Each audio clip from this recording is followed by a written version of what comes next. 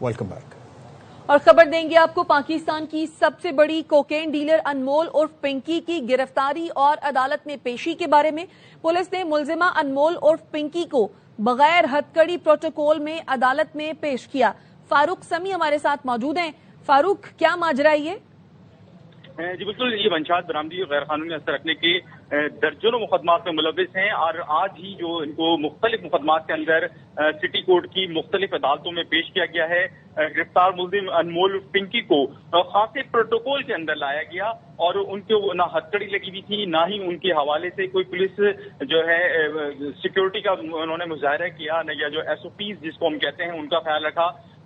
अनमोल पिंकी नादिम भी नजर नहीं आ रही थी और वो बड़े मजे से यहाँ से वहाँ घूम रही थी। उन्होंने अपने वकील को भी बुलवाया और वकील से जो है वो वकील से फोन लेकर बात भी की और उसके साथ साथ वो मुसलसल जो है एक्शन में भी नजर आ रही थी और इसके उन्होंने जो वहाँ पर लोग जो मौजूद थे उनके साथ उनका हंसी मजाक भी जारी था और साथ में जो फैशन थे जदीद दौर के वो उसके साथ भी जो है वो मुजाहरा कर रही थी। पुलिस की जानिब से आज उनके एक केस के अंदर जो है वो 14 रोज का जिस्मानी रिमांड तलब किया गया था, जिसमें उनको जुडिशियल कस्टडी दी गई है। पुलिस ने आज अदालत में बताया है कि इनके पास से चर्च के 2 पैकेट और मंशियात का जो मवाद है वो बरामद हुआ है और बरामद मंशियात 15 लाख से जायद की है। लिहाजा मुलजिम का 14 रोज। ठीक है फारूक, आप इस बारे में अपडेट करें, हमारे साथ ही मौजूद रहिए। इसी पर बात करने के लिए नजीर शाह हमारे नुमाइंदे भी हमारे साथ मौजूद है। नजीर, लेडी कांस्टेबल है लेकिन वो पीछे चल रही है, इतनी बड़ी कोकेन डीलर है, इसको गिरफ्तार किया है लेकिन इसको हथकड़ी नहीं लगी हुई और इसको इस तरह से पेश किया गया है, क्या मामला है? बिल्कुल देखें, ये अरबों रुपए का इसके ऊपर इल्जाम है कि ये कोकेन बेच चुकी है, फरोख्त कर चुकी है। कराची, लाहौर और इस्लामाबाद की ये कोकेन की सबसे बड़ी डीलर है और ये अपना जाती प्रोडक्शन बनाती है, खुद ये कोकेन मेकर है। और इसकी जब गिरफ्तारी की गई तो इसके कब्जे से करोड़ों मालियत की न सिर्फ कोकेन मिली है बल्कि असलहा भी मिला है। इसके अलावा रेड वाइन की 7 बोतलें भी मिली हैं और दीगर ममनुआ अशिया जिसमें एफेड्रेन, मैथ, कैटोलिन और कैटामाइन, ये तमाम केमिकल इसके पास से बरामद हुए, जिसके बाद इसको मुलजिमों की तरह अदालत में पेश करना चाहिए था। ना इसको हथकड़ी लगाई गई, ना ही इसको कोई और वो वाला इसके साथ काम किया जैसे किसी मुजरिम को अदालत में पेश करते चाहे वो खातून मुलजिमा हो या मर्द हो। इसके साथ लेडी पुलिस एहलकार मौजूद होनी चाहिए थी जिन्होंने कम से कम इसके साथ हथकड़ी पकड़कर इसका हाथ पकड़ा होता। मोबाइल फोन का ये खुलेआम इस्तेमाल करती रही। शोबे तफ्तीश की जानिब से जो इस कोकीन की क्वीन कहलाती है ये, और इसको मुकम्मल तौर पर प्रोटोकॉल दिया गया और वो उसके पीछे ऐसे चलता रहा जैसे वो तफ्तीशी अफसर नहीं बल्कि इसका जाती मुलाजिम हो, बल्कि उस पर रास्ता भी दिखाता रहा कि मैडम आप राइट मुड़े और इधर मुड़े। तो उसका ये अंदाज देखकर ये वाजे तौर पर लग रहा है कि पुलिस भी इसके दबाव में, और जिस तरीके से ये बैठी रही और पुलिस और जिस तरह इसके साथ खुदाम की तरह लगे रहे। जिस वक्त ये थाने में भी जब वो गिरफ्तार हुई थी तो हमारे मुसद्दिका ज़राए हमें बताते हैं कि इसकी जानिब से पुलिस को ये कहा गया था कि मुझे कोई जेल में भी रोक नहीं सकता, मैं बहुत जल्द रिहा हो जाऊंगी। तो इसके जो बॉडी लैंग्वेज, इस खातून की गिरफ्तारी के बारे में जरा बताइएगा, कब इसको गिरफ्तार किया गया, कैसे गिरफ्तार किया गया था? देखें, जो ये रात गुजरी है इसमें रात गए इसकी गिरफ्तारी की गई है और सुबह के बाद इसकी गिरफ्तारी जाहिर की गई है, जिसमें बताया गया है कि पाकिस्तान भर में कोकीन की सबसे बड़ी जो डीलर थी और इसकी खास बात ये थी कि ये कोकीन की खुद प्रोडक्शन करती थी और जो कोकीन महज 8 से 10 हज़ार रुपए की ग्राम मिलती है तो वो उसको अपने इस प्रोसेस के बाद जिसमें लेटोकेन, कैटामाइन, मैथ और एफेड्रिन मिलाकर 300 ग्राम कोकीन को ये 1000 ग्राम यानी 1 किलो बना लेती थी और 1 ग्राम की कीमत जो आम कोकीन की 8,000 रुपये 10,000 रुपये, तो वो उसमें उसको व्हाइट कोकीन के नाम से 25,000 रुपये में और गोल्डन कोकीन के नाम से 40,000 रुपये में फरोख्त करती थी। और इसके प्रोडक्शन यूनिट एक लाहौर में लगा हुआ था, एक कराची में लगा हुआ था। इसके 2 भाई हैं जो इसके इस काम को भी संभालते हैं, 4 इसके राइडर। अच्छा, यानी कि और लोग भी हैं जो इसका काम संभाल रहे हैं। अब जरा इस पेशी पर बात कर लेते हैं। नजीर, ये कहिए पुलिस का इस पर क्या मौकफ है, ये इतना प्रोटोकॉल इसको क्यों दिया जा रहा है, पुलिस क्या कहती है इस पर? देखिए, पुलिस की जानिब से इस वक्त कोई मौक़िफ़ नहीं दिया जा रहा है क्योंकि पुलिस तो इसका रिमांड लेने पे भी नाकाम हो चुकी है। पुलिस ने इसके खिलाफ 2 मुकदमा दर्ज किए हैं اور جب ریمانڈ پولیس کو اسی وقت نہیں ملتا جب کیس کچا بنایا جائے یا کوئی سکم اس میں جو ہے وہ چھوڑ دی جائے. تو اس پہ بظاہر ایسا ہی لگتا ہے کہ جو پولیس کی جانب سے جو پروسیڈنگ تھی, جو کیس کو پرسو کیا جانا تھا, اس کے اندر اتنی جان نہیں تھی, اور 14 روزہ عدالتی ریمانڈ پر اس کو بھیجنے کے احکامات جاری کیے. پولیس سے جب ابھی میں نے بات کی ہے تو ان کا یہ کہنا ہے کہ ہم اس میں ریویو میں جائیں گے اور عدالت کو بتائیں گے کہ یہ اہم ملزمہ ہے, اس کا ہمیں ریمانڈ دیا جائے. لیکن بظاہر ایسا لگتا نہیں ہے کہ اتنی آسانی اس کے جو ریمانڈ اس کا دیا جائے گا. ہمیں مصدقہ ذرائع کی جانب سے یہ بھی پتہ چلا ہے کہ صرف پولیس نہیں بلکہ منشیات کے خلاف کام کرنے والے جو دیگر ادارے ہیں وہ بھی پنکی کی گرفتاری کے لیے جلد پولیس سے رابطہ کریں گے, کیونکہ اس کے خلاف صرف پولیس نہیں بلکہ ان تمام دیگر جو ادارے ہیں جن میں ANF یا ایکسائز یا ایسے ادارے بھی شامل ہو سکتے ہیں جو اس کی گرفتاری کے لیے کوششیں کریں گے. کیونکہ 15 سال سے یہ پولیس کو چکمہ دیتی آ رہی تھی اور ڈنکے کی چوٹ پر یہ کوکین کا کام کرتی تھی. اس نے باقاعدہ اپنے ڈبے اپنے باکس چھپوائے ہوئے تھے. سلور کلر کا جو کیپ ہوتا تھا وہ وائٹ کوکین کا, اور گولڈن جو ہوتا تھا وہ گولڈن کوکین کے نام سے فروغ کرتی تھی. اس پہ لکھا ہوتا تھا کوئن پنکی میڈم, نام ہی کافی ہے, کسی بھی ڈان لکھا ہوتا تھا, اور یہ باقاعدہ طور پر خود کو ڈان کہلاتی تھی, اور اس کا یہ کہنا تھا کہ کوئی پولیس اس کو پکڑ نہیں سکتی. جی ٹھیک ہے, نذیر شاہ اپڈیٹ کر رہے تھے آپ کا شکریہ.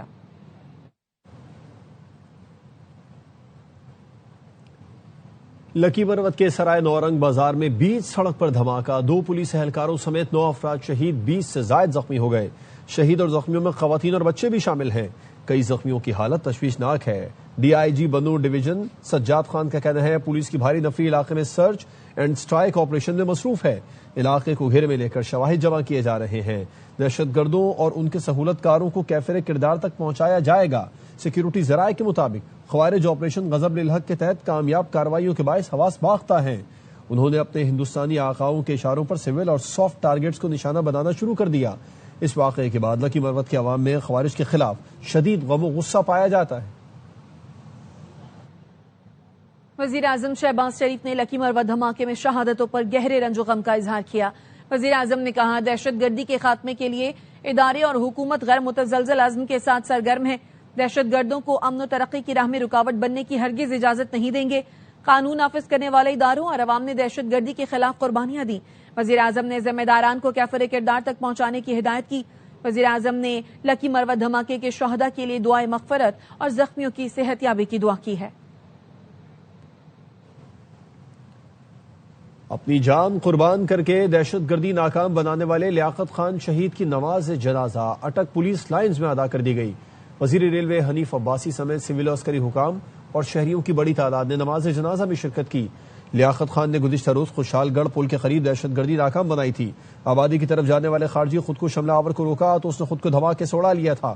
دہشت گرد خارجی علاقے میں حساس چیک پوسٹ پر خودکش دھماکہ کرنا چاہتا تھا.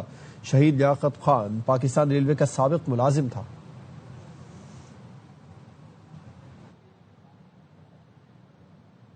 پاکستان نے CBS نیوز کی اس رپورٹ کو قطعی طور پر مسترد کر دیا ہے جس میں نور خان ایئر بیس پر ایرانی طیاروں کی موجودگی کے حوالے سے گمراہ کن اور سنسنی خیز دعوے کیے گئے تھے.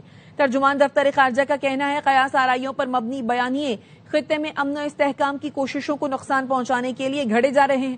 پاکستان کا اس طرح کے بیانیے سے کوئی تعلق نہیں.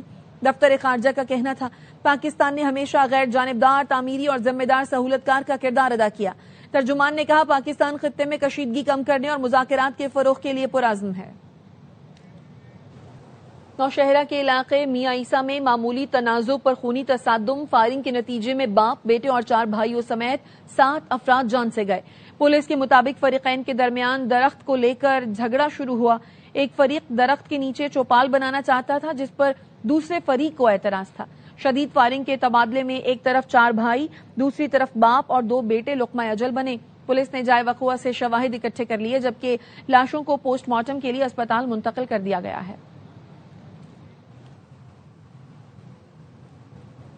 وفاقی آئینی عدالت کا کراچی کے بلڈرز کے لیے بڑا ریلیف. عدالت نے رہائشی پلاٹوں کی کمرشل کیٹیگری میں تبدیلی پر عائد پابندی ختم کر دی. کراچی میں غیر قانونی تعمیرات کا کیس نمٹا دیا. وفاقی آئینی عدالت نے کہا اسپتال, پارکس اور کھیل کے میدانوں سمیت عوامی مقامات کی کیٹیگری تبدیل نہیں ہو سکے گی. جسٹس عامر فاروق نے ریمارکس دیے سندھ بلڈنگ کنٹرول اتھارٹی سمیت کسی ادارے کے کام میں مداخلت نہیں کریں گے. کوئی ادارہ قانون کی خلاف ورزی کر رہا ہے تو متعلقہ فورم اور ہائی کورٹ سے رجوع کریں. داد رسی نہ ہو تو اپیل دائر کی جا سکتی ہے. از خود نوٹس کا اختیار تو اب ختم ہو چکا. اگر بلڈنگ قوانین کی خلاف ورزی ہو رہی ہے تو اس کے لیے قانون موجود ہے. توقع ہے ٹاؤن پلاننگ کے لیے ادارے نیک نیتی سے کام کریں گے. عدالت قانون نہیں بنا سکتی, صرف ان پر عمل کروا سکتی ہے. سپریم کورٹ کا پلاٹوں کی کیٹیگری تبدیل کرنے کا فیصلہ کسی ادارے کے راستے میں رکاوٹ نہیں بنے گا. جسٹس ارشد حسین نے کہا, کوئی افسر قانون کی خلاف ورزی کرے تو اس کے خلاف کارروائی ہوگی.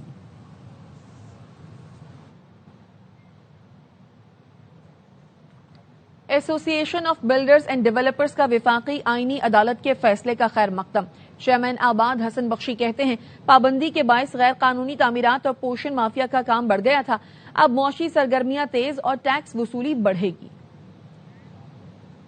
کمرشلائزیشن کھلا ہوا تھا, صرف کراچی وہ ریجن تھا جس میں یہ کورٹوں نے لیگل کمرشلائزیشن بند کیا ہوا تھا, جس کی وجہ سے معیشت میں بھی سست روی ہو رہی تھی اور انلیگل کنسٹرکشن پورشن مافیا کا کام بڑھ رہا تھا. ٹائم پہ یہ ریموو ہو جاتا ہے آرڈر تو شاید یہ لوگوں کی تکلیفیں اتنی رہتی نہیں, اکنامک ایکٹیویٹی بڑھتی, روزگار کریٹ ہوتا, ٹیکس کلیکشن بڑھتا, اور جو 70-72 الائڈ انڈسٹریز ہیں ان کو بھی اپنی پروڈکشن بڑھانے کی مواقع ملتے ہیں. کہ جو امیونٹی پلاٹس ہیں, پارکس کے, ہاسپٹل کے, اسکولز کے, مساجد کے, اس کی کنورژن الاؤ نہیں ہونی چاہیے, اور اگر کوئی کرتا ہے تو وہ انلیگل ہے.